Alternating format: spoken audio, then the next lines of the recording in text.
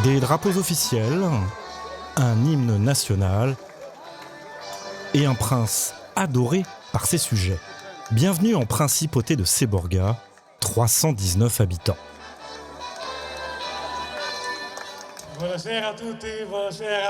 En ce jour de fête nationale, le prince, qui en toute simplicité se fait appeler Marcello Ier, tient à partager une grande nouvelle.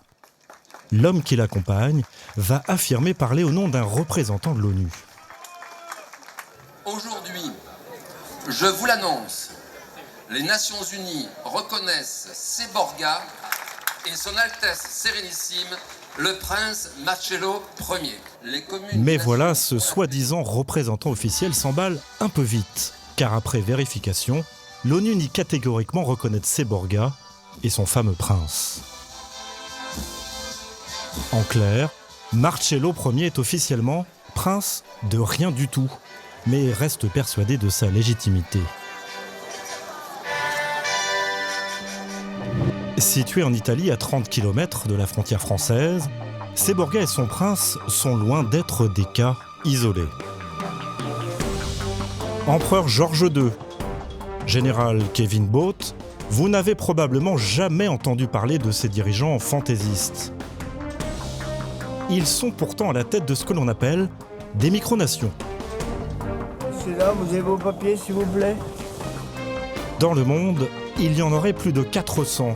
Il s'agit souvent de pays imaginaires avec des leaders farfelus. Mais certains se prennent très au sérieux, comme le prince de Seborga qui milite farouchement pour l'indépendance, ou encore le président du Liberland, un pays tout neuf au cœur des Balkans. Le problème, c'est que ces micronations sont juste des États fantoches, sans territoire ni frontières officielles, sans population ni gouvernement, et surtout sans reconnaissance internationale. Alors pour briller aux yeux du monde, ces dirigeants promettent de transformer des terres souvent vierges qu'ils revendiquent en paradis fiscaux. Rien que ça.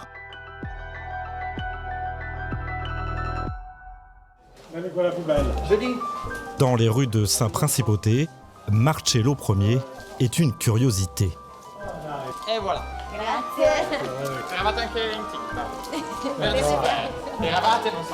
Malgré son rang, le prince est assez accessible.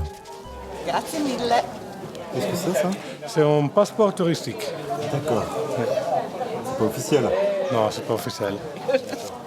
Grazie, buonasera. Le tourisme, voilà comment il s'est fait connaître. Dans la boutique de souvenirs d'ailleurs, le prince est en tête de gondole, son portrait officiel est partout. C'est un peu votre boutique à votre gloire. Boutique officielle de la principauté. La chose importante, c'est faire voir qu'on existe. Dans la part touristique, dans la part officielle, il faut que tout le monde voit qu'on est ici. Ce trentenaire ne serait-il pas, comment dire, un peu mégalo? En fait, l'homme s'appuie sur l'histoire, tout simplement. Depuis le Moyen-Âge, Seborga jouit d'une certaine indépendance. Dans les années 60, les habitants décident de passer à la vitesse supérieure et élisent symboliquement un prince, Giorgio Carbone, le fleuriste du village, qui va prendre son rôle très au sérieux. À sa mort en 2009, Marcello, un beau bébé de la région, lui succède lors d'une cérémonie solennelle. Vi proclamo principe con nome di Marcello I e vi ingarnisco. Le problème, c'est que l'Italie l'a toujours considéré comme un prince d'opérette et rien de plus. Mais même snobé, il ne lâche pas l'affaire. Et à Seborga, il peut compter sur des sujets extrêmement dévoués, comme Marcel Mentil, un Français tombé amoureux des lieux il y a 30 ans. Marcel, tenez-vous bien, a été symboliquement nommé consul de Seborga en France. Il a d'ailleurs tout l'attirail du parfait diplomate. Mais moi j'ai un passeport diplomatique, monsieur. Passeport diplomatique, tout à fait réglementaire, représentation gouvernementale. Faites voir. Ce genre de passeport plus vrai que nature, tout le monde peut s'en faire fabriquer un chez un bon imprimeur. Mais peu importe, Marcel y croit dur comme fer. On est en principauté de Seborga, donc on peut estimer qu'on est en Europe. Donc, on est un petit peu en Italie quand même. On est un peu en Italie, en territoire italien, comme Monaco est en territoire français. Situé à 20 km à vol d'oiseau, Monaco, l'autre principauté, la vraie. Voilà le modèle de Marcel et de son prince. Leur rêve, transformer Seborga en un lieu de business incontournable. Et dans le milieu des investisseurs, cela commence à se savoir. Ce jour-là, une famille d'Arabie Saoudite joue les touristes dans le village. Voici Mohamed Abounayan, un richissime homme d'affaires saoudien, accompagné de sa femme et de ses 3 enfants. Ma fille vient de me dire que c'est chargé d'histoire ici. Cette famille est en quelque sorte en voyage diplomatique. Marcello Ier et Nina, son épouse, vont être aux petits soins avec eux.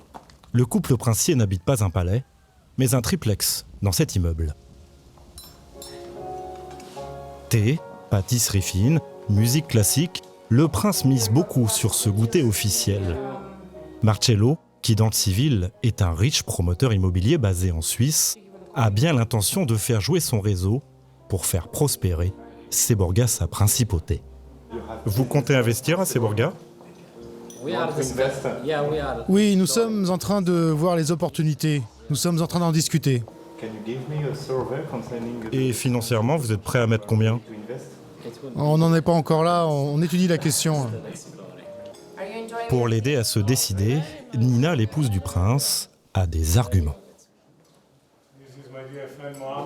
Monaco, c'est seulement 2 km². Ils doivent empiéter sur la mer car ils n'ont plus de place. À Seborga, nous avons 14 km².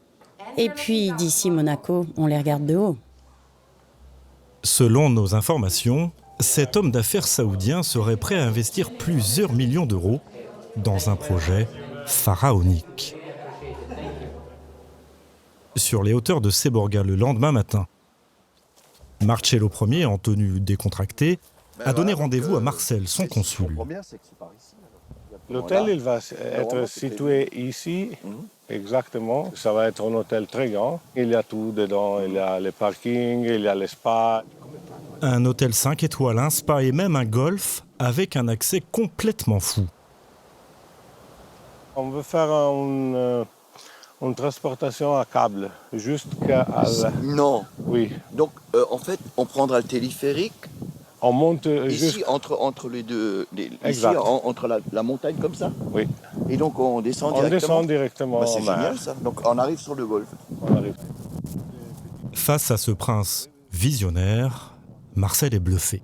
Pour l'instant, pas le moindre bulldozer à l'horizon. Ces terres viennent juste d'être rachetées, non pas directement par le prince, mais via une société basée au Liechtenstein. C'est tout contrôlé dans une société qui s'appelle Seborga Holding. Et ils sont des investisseurs internationaux qui mettent de l'argent pour investir ici dans la principauté. Est-ce qu'à terme, Seborga peut être un paradis fiscal comme Monaco ou Andorre, par exemple ? Oui, c'est un projet. C'est un projet. Oui. Faire miroiter l'indépendance avec en bonus des cadeaux fiscaux. Marcello Ier n'est pas le seul à avoir eu cette idée. À 1500 km de là, il a même un sérieux concurrent. Nous sommes à la frontière serbo-croate, en Europe centrale. Voici Vidjet Linka, 32 ans. Cet homme ne vous dit pas grand-chose, et pourtant, il est président de la République. Du moins, c'est ce qu'il s'imagine, car pour l'instant, son pays, le Liberland, n'existe pas. Ça, c'est le drapeau du Liberland. L'arbre représente l'abondance, l'oiseau la liberté, et le soleil montre que nous sommes des gens brillants et heureux, que c'est un projet positif. Situé entre la Croatie et la Serbie, le Liberland serait un no man's land de 7 km² au bord du Danube, et que soi-disant personne ne revendiquait, jusqu'à ce que Jetlinka se l'approprie en s'autoproclamant président en avril 2015.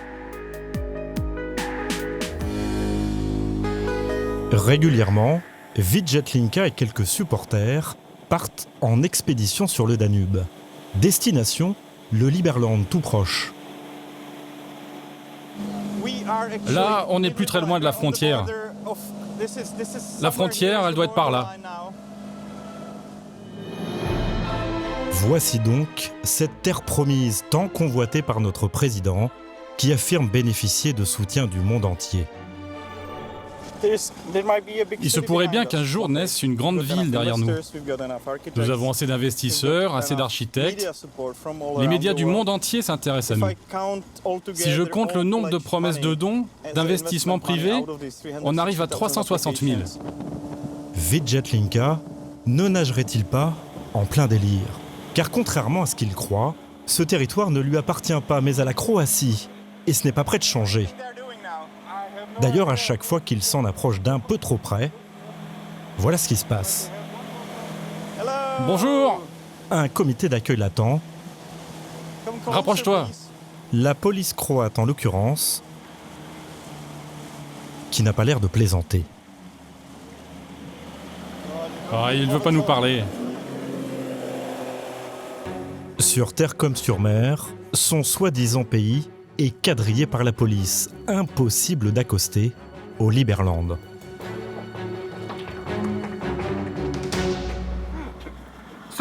Mais pourquoi on ne peut pas y aller? C'est comme ça. Pourquoi vous les stoppez?